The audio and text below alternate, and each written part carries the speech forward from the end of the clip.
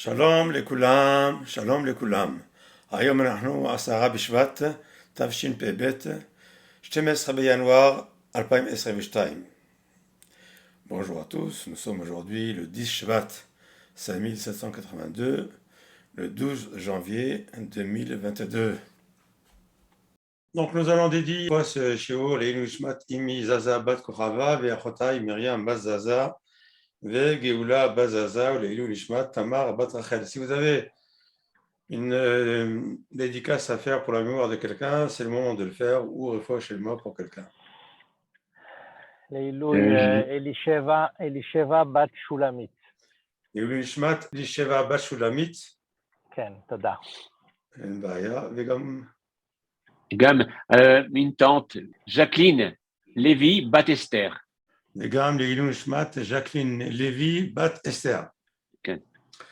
De quoi on va parler? On va parler surtout de la hashgacha divine, de la providence divine, et comment elle s'articule, et comment c'est devenu un sod, comment c'est devenu un fondement de la Torah. Et donc, je vais vous lire ce que dit le Even Ezra à ce propos dans la paracha de Vaera. Rabbi Avraham Even Ezra, 11e, 12e siècle, veut dire dans ce passage que celui qui mérite la protection divine, que ce soit un homme ou un peuple, est préservé des maux de la nature. Comment Dieu agit-il pour réaliser cette protection? En exploitant les lois de la nature et en contraignant cette nature afin de parvenir à cette finalité. Le Even Ezra prend l'exemple d'Abraham qui était persuadé à l'âge de 90 ans qu'il ne pourrait plus jamais avoir d'enfant. Le Midrash fait dire à Dieu, en s'adressant à Abraham, « Tse me ha-istagninut shelcha » sort de tes conceptions astrologiques déterministes, s'il y a dans le système astrologique qu'un tel et restera définitivement stérile, Dieu viendra alors à réparer la nature de cet homme afin qu'il enfante. De là également, le principe général disant qu'Israël n'est pas soumis au mazal, en mazal l'Israël, c'est-à-dire qu'il n'est pas soumis au déterminisme astral, naturel. Et cette notion, dit le Even Ezra, constitue le fondement de toute la Torah. En mazal l'Israël, ça veut dire tout simplement que la nature n'est pas la seule à régir la destinée de l'homme. Dieu intervient pour également régir la destinée de l'homme. Ce qu'on appelle l'Hashgacha. Et ça, le Even Ezra dit, Vezehu sod kol haTorah. Ça, c'est vraiment le fondement de toute la Torah. Que Dieu intervienne pour l'homme à qui il veut du bien, ou qu'il intervienne en mal à l'homme à qui il veut du mal, ça c'est le sod kol haTorah. C'est-à-dire, on ne peut pas imaginer une seule seconde que le bon Dieu a créé l'univers et puis maintenant il s'est retiré dans son monde à lui. Non, pas du tout. Le sod kol haTorah, ou le fondement de toute la Torah, est basé sur cette relation présente, vivante, active, que Dieu a vis-à-vis de l'humanité tout entière à chaque instant. Et voilà ce que dit le Ramban à ce sujet également. Dieu est apparu au patriarche avec ce nom-là, El Shaddai, Shehu Menatseach Ma'arechot Shamayim, qu'il fait plier, je vais traduire comme ça, qui fait plier la nature. Ma'arechot Shamayim, c'est-à-dire la nature, on va dire la nature, hein, pour ne pas rentrer dans des conceptions astronomiques ou astrologiques quelconques, au profit de ses élus, mais là, imam nissim gdolim, pour faire avec eux des grands miracles, des miracles à travers lesquels les lois de la nature ne sont pas modifiées pour autant. C'est-à-dire ce sont des miracles qu'on appelle des miracles nistarim, nissim nistarim. C'est-à-dire que Dieu fait des miracles à l'homme à travers les lois de la nature. Vehem, kol hayehudim regardez ce que dit maintenant le Rambam. Behem kol hayehudim, et ça, c'est toutes les promesses chez Torah qui sont contenues dans la Torah, bivrachot ou biklalot, que ce soit du côté des bénédictions ou du côté des malédictions. Kilotavo al Adam, ça c'est la phrase clé ici. Kilotavo al Adam tova bischar mitzvah, ora'a be'onesh avera, rak b'maaseh nissim. Car la nature n'a rien à voir avec la morale. En gros, la nature et la morale sont deux mondes totalement différents. C'est-à-dire que tu fais du bien, la nature, c'est pas ce que ça veut dire faire du bien.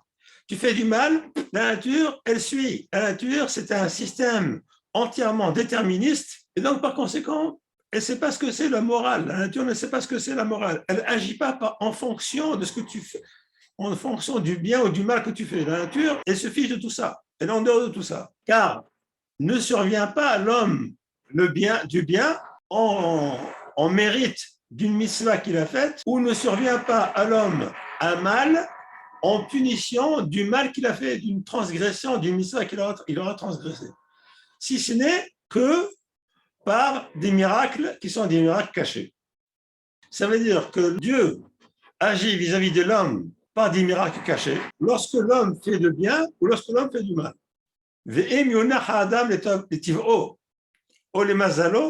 Et si l'homme est délaissé à sa nature ou à son mazal, c'est-à-dire à sa destinée, on va dire,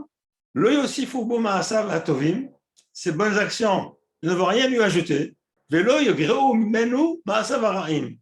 mauvaises actions ne vont rien lui enlever. C'est-à-dire qu'il n'y aura pas de sachar et de onesh si c'est uniquement basé sur l'ordre de la nature. L'ordre de la nature ne fonctionne pas par rapport aux bonnes actions et aux mauvaises actions que l'homme fait. Ça veut dire tout simplement que les bonnes actions, les mauvaises actions que l'homme fait, elles sont régies non pas par la nature, mais par l'être suprême qui est Dieu. Si vous avez une question, n'hésitez surtout pas, parce que là, on est ici sur vraiment des phrases qui sont concises, qui veulent tout dire. J'ai pas très bien compris. Vous m'excusez, le Rav Shukron, je n'ai strictement rien compris. Ah, bravo, voilà une bonne question. Je n'ai rien compris. Ouais. Eh ben, je suis d'accord avec Bruno.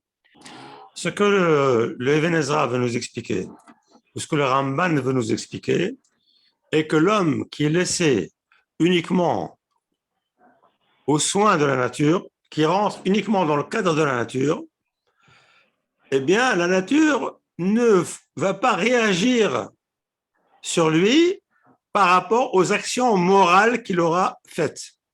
Si l'homme fait du bien ou il fait du mal, la nature ne réagira pas pour autant. Par contre, ce que la Torah nous dit, elle nous dit que Dieu réagit, lui, par rapport au bien ou au mal que nous faisons. C'est-à-dire, tout le sens de la Torah, tout le sens des mitzvot est basé sur le fait que lorsque nous faisons la Torah et les mitzvot, c'est Dieu qui réagit en exploitant la nature pour faire des miracles cachés pour intervenir vis-à-vis de l'homme qui a fait des bonnes ou des mauvaises choses. Donc, ce n'est pas la nature qui fait des nissim, c'est Dieu qui intervient sur la nature pour l'obliger à faire des nissim.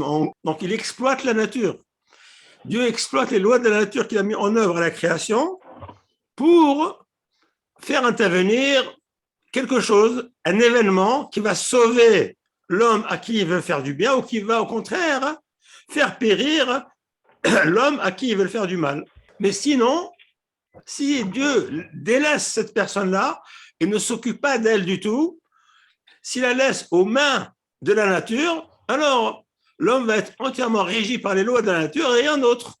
Donc l'homme va être sous un déterminisme total, qui est le déterminisme de la nature, et ne sera pas du tout en prise, n'aura pas de relation avec les actes bons ou mauvais qu'il aura fait.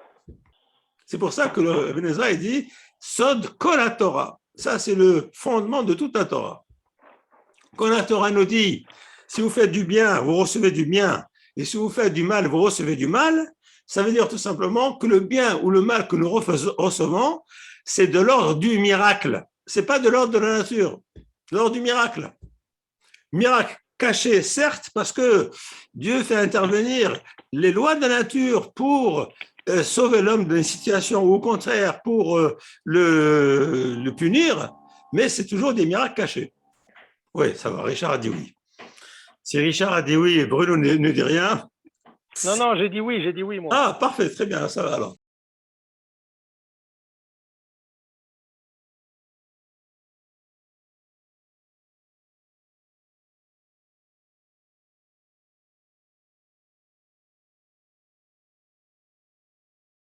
Aval, toujours le Ramban. Aval schar kol Torah. Ve'onsha. Ba'olam hazeh hakol nisim ve'hem nistarim. Donc, tous les mérites ou toutes les punitions que Dieu nous envoie, tout ça, c'est des nistim, nistarim. Ce sont des miracles qui sont des miracles voilés. Cachés. On a l'impression que ça vient de la nature, mais en réalité, c'est des miracles. Yechashev bahem leroim shehu minhag shel olam. Celui qui les voit ou qui les considère, on prend en considération, il croit que c'est minhago shel olam, c'est comme ça que la nature, elle marche. Vehem ba'adam onesh vesachar behemet. Alors qu'en réalité, ce sont vraiment des rétributions, mauvaises ou bonnes, vis-à-vis de l'homme. Écoutez maintenant ce que dit maintenant le Ramban. C'est pour ça que la Torah, elle rallonge, elle s'étend sur les promesses qui sont des promesses de ce monde-ci. Pourquoi ce monde-ci? Regardez un petit peu ce que dit le Ramban, quelque chose d'extraordinaire. Une grande question dans la Torah. Pourquoi est-ce que la Torah n'a pas réservé ses promesses au monde futur? Et pourquoi l'a-t-elle mis dans ce monde-ci? Une grande question que les Mefarshim se posent. Le Ramban répond ça en une réponse, en un mot. Pourquoi Ba'olam hazeh? Parce que Dieu, il intervient dans ce monde-ci, justement. Passage Gacha. Il intervient dans ce monde-ci, passage Gacha. Et la Torah ne va pas expliquer, ne va pas s'étendre sur les promesses de l'âme dans le monde des Neshamot, dans l'âme bas, pourquoi? Parce que ces promesses qui sont reliées à la Neshama de l'homme, Muftim shekeneged hatolada. Ce sont des miracles qui sont contre la nature.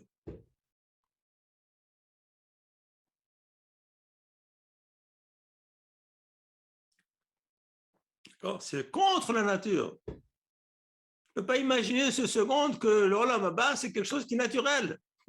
Pourquoi? Parce que c'est quelque chose qui est lié à la nature de la Neshama. Vekiyum hanefesh vedovka belokim.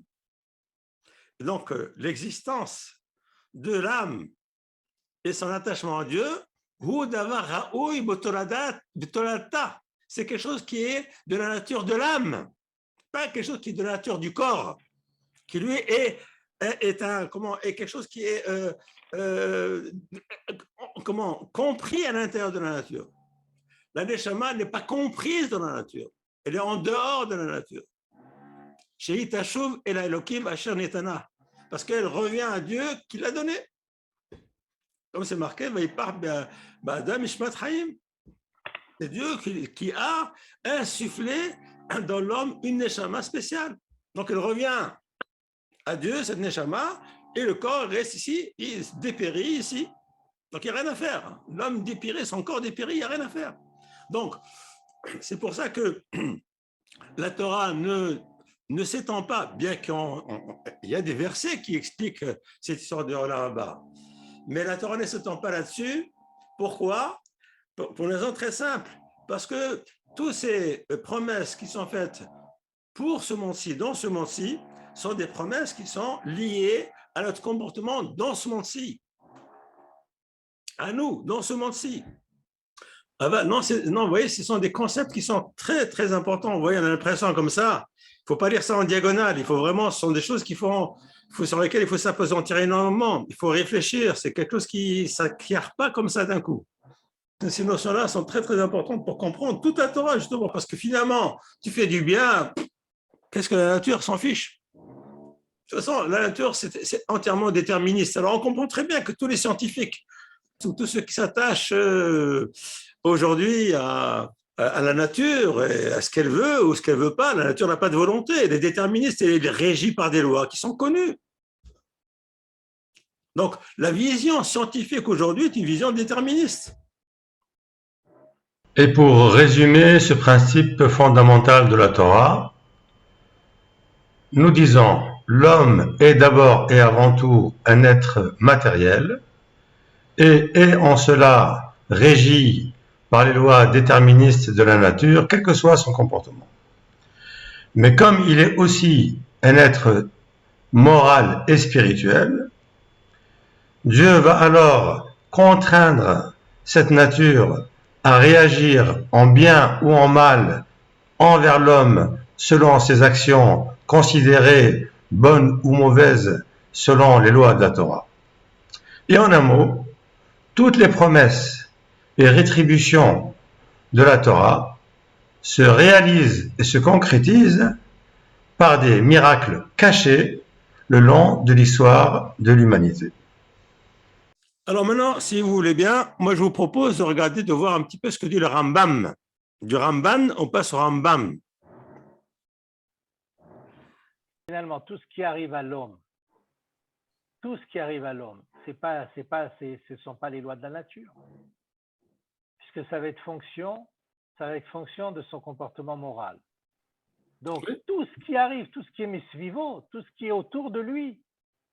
Alors, attendez, je mettrai quand même une réserve dans ce que vous dites. Pas tout ce qui arrive. Justement, le Rambam va nous apporter cette réserve dont on a besoin.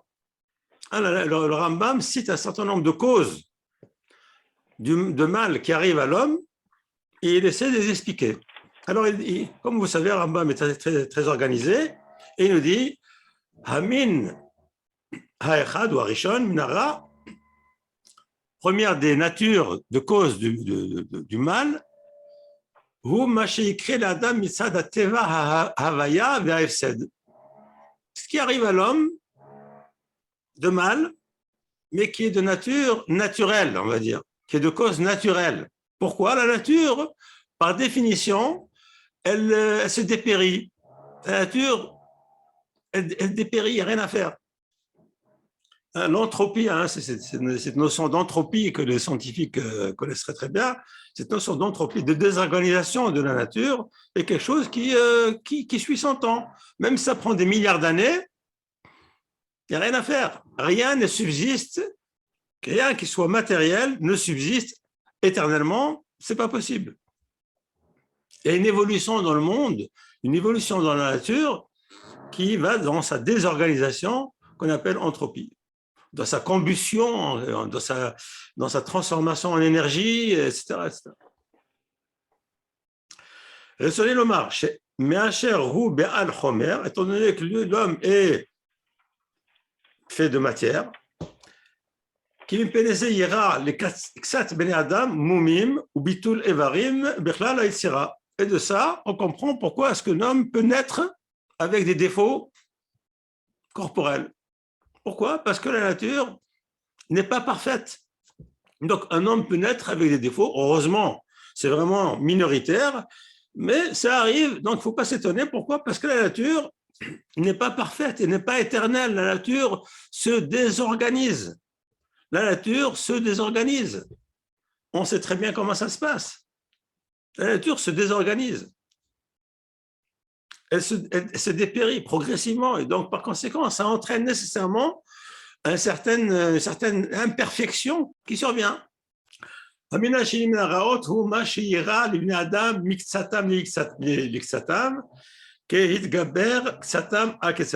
c'est un autre point, c'est le mal que les gens se font entre eux. Ça, c'est quelque chose d'encore plus grave, bien sûr, que la première catégorie, qui sont les maux, qui sont des maux naturels, comme la mort, la maladie, etc., etc. Ici, c'est encore pire parce que ce sont les hommes qui se font eux-mêmes du mal. Troisième catégorie de mal, alors ça, c'est quelque chose que les gens ne connaissent pas trop, mais ça commence à venir.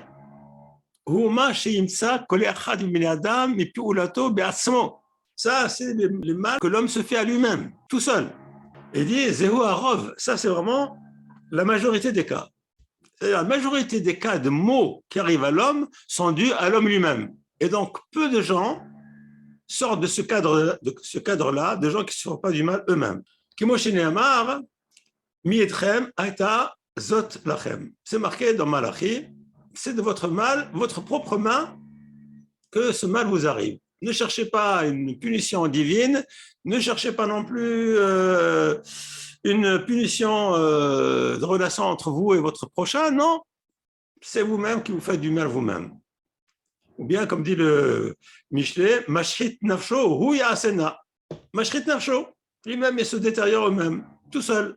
Il fume des cigarettes, il est négligent, il ne prend pas de décisions, il laisse traîner les choses, il se met tout seul en sakana, en danger, ou des tas de choses. Enfin, vraiment, si vous commencez à regarder, et là, le Rambam va nous indiquer un certain nombre de choses qui sont très intéressantes. Par exemple,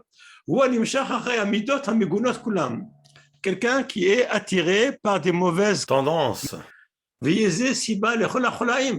Et ça, c'est une cause des maladies. Alors, il dit les cholacholaim. Effectivement, le Rambam, il explique, comme il était médecin, il était à la cour du roi. Tous les gens venaient tous les jours le voir en disant qu'ils étaient malades de ceci, qu'ils étaient malades de cela.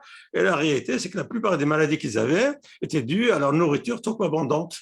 Parce qu'ils étaient à la cour du roi, donc ils mangeaient de tout. Alors il dit ici quelque chose de très intéressant, les mots qui sont aussi bien corporels que nafshi, c'est-à-dire psychique, hein, on va dire, hein, psychologique, psychique.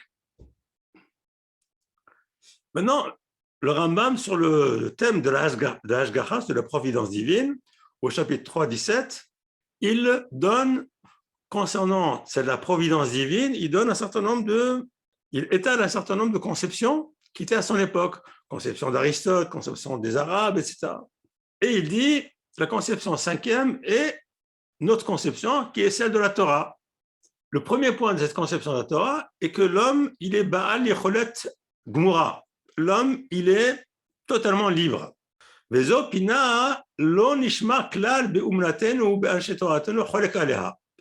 point-là, le Rambam dit, on n'a jamais vu quelqu'un qui conteste cette notion-là, que l'homme est totalement libre. Parce que si l'homme n'était pas libre, la Torah n'a plus aucun sens.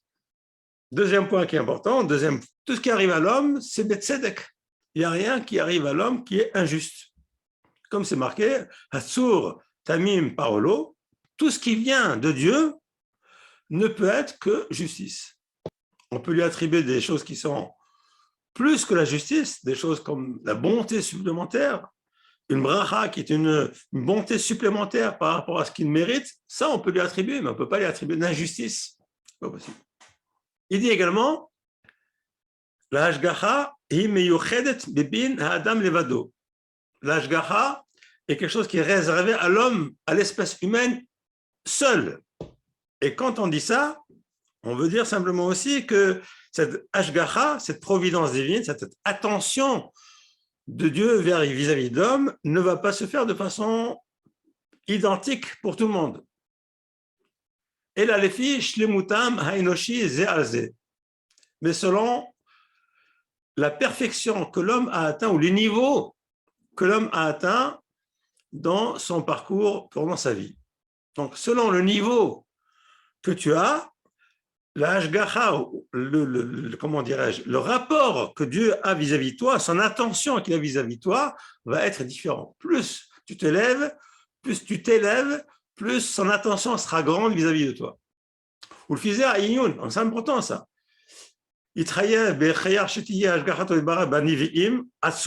Donc par conséquent, quand l'homme arrive à un niveau de prophétie, donc sa hashgacha, la providence divine vis-à-vis de ce prophète est vraiment très puissante. Et donc, par rapport maintenant au chassidim, au isharim, ce sera inférieur et bien entendu, chacun selon son niveau. Chacun selon son niveau. Alors, par contre, regardez ce que dit maintenant le Rambam. Il nous dit, Omnam, asichlim, amamrim. Mais regardez, le Rambam ici, il tient ça tout le temps. Il dit, asichlim, amamrim. Pas les gens bêtes, on va dire les gens qui sont non cultivés, qui n'ont pas étudié, sikhlim. un mamrim, et qui se rebelle, qui faute contre Dieu. Qui fait ma shechasrou mina shefa'ahu.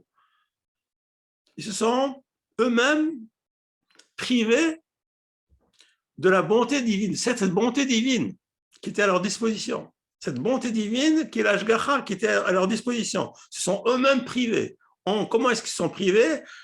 En manquant d'éducation, en manquant d'études, et de là, en ignorant les mitzvot qu'ils doivent faire. Donc, ils sont privés de ce bien, de ce shefa, ce bien-là. Aya inyanim nivze. Donc, leur état va être un état méprisable. Vesu deru, ou sudero, beseder, she'ar, ishe, mine, ba'alachayim. Et donc, Dieu les a rangés. Ils ont été rangés dans la catégorie des autres créatures vivantes. Et le Rambam nous ajoute ici un petit verset tranquille des Tehillim, Nimshal kabehemot nidmu. L'homme, dans ces cas-là, il est considéré comme un animal. Donc, si je résume ce que nous dit ici le Rambam, il nous dit la chose suivante, il nous dit très simplement, il nous dit, la nature, c'est vrai, elle fonctionne pour l'homme, mais au-delà de la nature, il y a cette providence divine, cette action divine vis-à-vis de l'homme, selon son niveau d'attachement à Dieu, cette providence s'exerce vis-à-vis de lui, mais un homme qui s'éloigne de l'étude et un homme qui s'éloigne des ma'asim tovim, des mitzvot de la Torah, se coupe entièrement de cette ashgacha et il est rangé entièrement dans le clan ou dans la catégorie ou la classe des êtres vivants normaux. Donc, régi entièrement par les lois de la nature, déterministes entièrement. Et là, c'est vrai que dans ces cas-là, la science a raison. Pour cette catégorie de gens, la science a raison. Elle les considère comme des animaux. Aujourd'hui, d'ailleurs, c'est comme ça. L'homme se considère lui-même comme un animal. On peut l'étudier, on peut faire des statistiques, on peut agir, on peut ceci, etc. Tout ça, d'ailleurs, toute science ne peut que se baser sur des lois de la nature. Ça veut dire quoi? Ça veut dire que celui qui se reçoit la tréha, celui-là, il n'est pas que Behema. Alors, ça veut dire tout simplement. Celui-là, il a un niveau exceptionnel, Voilà. puisqu'il mérite une ashgaha au point où on va lui donner la tréha pour le corriger. Alors, avec une petite réserve, c'est que la tréha peut venir aussi des lois de la nature. Oui, non, mais ça peut-être, oui, peut-être non. Voilà. Peut-être oui, peut-être non. Peut-être oui, peut-être non. Ça veut dire, bon, il est livré aux lois de la nature. Il est livré aux lois de la nature et aux lois divines. Les deux. Et à la main divine. Les deux. Par exemple, le Rambam donne, je ne me suis pas tellement là-dessus, le Rambam s'étend là-dessus, il dit par exemple, s'il y a une magefa, il y a une épidémie par exemple, ben, l'épidémie, elle ne fait pas de différence entre un tzaddik et un rachat. Comment c'est possible une chose pareille? Comment c'est possible? C'est normal. Comment c'est possible d'admettre que on touche un cheveu d'un tzaddik sans qu'il y ait une autorisation et une ashgaha sur la personne? S'il y a par exemple, si Dieu envoie une magefa, ou s'il y a une magefa qui se déclare par exemple, prenons le cas par exemple du corona chinois, on va dire, du virus chinois, parce que c'est comme ça qu'il faut l'appeler, hein. Probablement, très probablement, le fait d'un laboratoire qui soit s'est trompé, soit a fait un exercice de, je sais pas, j'en sais rien, moi, ce qui s'est passé. Dans la nature, elle suit son cours. Le virus, il se multiplie, etc. et tout, et voilà. Bon, mais c'est impossible d'imaginer que le tzaddik n'est pas une ashgaha et que l'homme, et que c'est au petit bonheur la chance. Non, c'est pas au petit bonheur. Non, ce n'est pas au petit bonheur la chance. Ce n'est pas au petit bonheur la chance. Si Dieu a l'intention. Il n'y a pas d'ashgaha. C'est au petit bonheur la chance. Encore une fois, l'ashgaha n'est pas binaire. C'est pas ou 0 ou 1. Ça peut être entre 0 et 1. Vous avez toute une multitude d'échelles qui est devant vous. Donc, ça ne peut pas nécessairement être 0 ou 1. Si Dieu veut absolument que telle personne, comme par exemple l'histoire de la sortie d'Égypte, lorsque Akash Baruch Hu dit aux enfants d'Israël, vous faites le Korban Pessah et vous mettez du sang dans les mezuzot et le mashkof de la porte, et à ce moment-là, pas sortir alechem. Il va y avoir meshrit. Qu'est-ce que ça veut dire, ça? Voilà. Voilà. Donc, quand Dieu il veut absolument que tel tzaddik ou tout un peuple soit sauvé, même s'il y a une maguefa générale, eh bien, il n'y a pas de problème. Voilà. Ouais. Pas de problème. Il y a peut-être quelque chose d'important, c'est Oui. l'ashgara prati et l'ashgara klal. Exact. Il y a peut-être de temps en temps donc une collusion entre les deux qui peut peut-être être mal interprétée. Oui, c'est vrai, mais nous ne savons pas. Nous ne savons pas comment les choses avancent et comment les interpréter. Seuls ceux qui sont à un niveau très élevé peuvent le savoir. Par exemple, quelqu'un qui est arrivé à un niveau très élevé peut déjà savoir à son propos pourquoi telle ou telle chose lui arrive. À son propos déjà. Quelqu'un qui est arrivé à un niveau très très élevé peut savoir pourquoi il y a une conscience générale de ce qui arrive au peuple ou même de ce qui arrive à l'humanité. Tellement c'est possible. C'est possible. La conscience n'est pas quelque chose qui est limité. La conscience de l'homme peut s'étendre et non seulement sur lui, mais également sur son peuple ou sur le monde entier. C'est ce que font les prophètes, par exemple. Les prophètes d'Israël, ils ont une conscience qui est une conscience qui va très loin.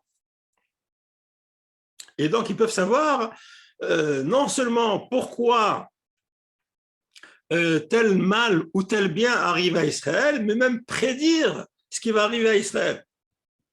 Siflim Mamrim. Ça, le Rambam, pour le Rambam, la Chokhma est quelque chose qui est très important. Les gens donc, qui n'ont pas exploité leur possibilité de connaître, d'accord, de savoir, parce que l'homme, il doit savoir. Si on a une Torah, ce n'est pas pour la laisser de côté. D'accord. Donc, il doit d'abord savoir. Une fois qu'ici, il doit appliquer. Et après, mais là, ici, comme ils s'interdisent de savoir. Moi, je connais des gens qui vous disent « Non, surtout, ne parlez pas de Torah, parce qu'après, je vais me sentir obligé de le faire. » Donc si je ne sais pas, donc je suis pas chayav, je suis comme ça. Alors, le Rambam, il dit « Ah, t'es comme ça ?» Non, tu ne vas pas être comme ça, parce qu'à la fin, tu vas être mamrim. Mamrim, ça veut dire des gens qui sont rebelles, des gens qui fautent. Il ne faudra pas t'étonner après que tu perds ton olam. En gros, c'est ça. Alors, regardez un petit peu, on va quand même passer par ce verset-là qui est Adam Bikar Bal Yanil Nimshal Kabehemot Nidmu. Quand même, voir ça qui est dans les Tehillim 49. Je vous conseille d'ailleurs de lire ce Tehillim qui est très intéressant. Très, très intéressant. Ce Tehillim parle du Olam Haba, justement. Le Radak dit Adam Haze Uhu Beyakar. Bikar, c'est-à-dire, le mot Yakar ici, ça veut dire quelque chose qui est important. Et un neshama. Le mot yakar ici, yakar viadam bikar. Shinikret kavod. Donc le mot yakar ici ou kavod, d'ailleurs, c'est la même chose. Ce sont deux synonymes. Yakar ou kavod, c'est la même chose. Le kavod de l'homme, c'est un neshama. Son kavod à l'homme, c'est un neshama. Balialin. בעודנו בחיים אין תבונה בו לאחוז דרכי הנפש ואוחז דרכי הגוף כמו הבהמות. לא בלעין, c'est-à-dire que cette neshama ne va pas mourir. Quand il est en vie, אין תבונה בו, il n'a pas de sechel. Alors qu'est-ce qu'il fait? אוחז דרכי הגוף, il s'attache uniquement aux voies matérielles, כמו הבהמות, comme les animaux. C'est pour ça que quand il va mourir, son âme va également s'éteindre. Il n'a pas eu tout d'espoir. Il y a beaucoup de gens comme ça qui croient qu'une fois que la mort arrive, c'est fini. Qu'est-ce qu'ils ont comme espoir? Rien du tout. La seule chose qui leur reste, c'est de continuer encore à vivre et à essayer de tirer profit au maximum des plaisirs de la vie. Si on peut appeler ça plaisir, parce que quelquefois, ça peut être vraiment très dangereux. Si je comprends bien une partie tout cas de ce qui a été dit. Mais dans quelle mesure la prophétie, les prophètes jouent un rôle d'intermédiaire entre Hachem et nous? Ils jouent le rôle de guide. Est-ce que finalement, est-ce que les prophètes, finalement, c'est une sorte de dictionnaire, une sorte d'interprétation de ce que la nature nous fait subir? Non, plus que ça, ils ne sont pas que des guides et des dictionnaires, et ce sont des gens qui sont engagés, qui s'engagent. Par exemple, je vous donne le cas de Eliyahu Hanavi, qui était poursuivi par la femme de Achav. Poursuivi, il a été obligé de faire des centaines de kilomètres, descendre jusqu'au Mont Sinaï pour se sauver. Ce sont des gens qui sont engagés, ce ne sont pas des gens qui ouvrent un dictionnaire, pas du tout. Un prophète, c'est quelqu'un qui a un rôle à jouer auprès des rois et auprès du peuple. Alors aujourd'hui, c'est vrai que pour nous, c'est un enseignement, parce qu'on n'a pas de prophète. On vit encore sur les prophéties d'il y a 2500 ans, 2000 ans, 3000 ans. Voilà mes amis pour aujourd'hui. Leitraot ve kol tov.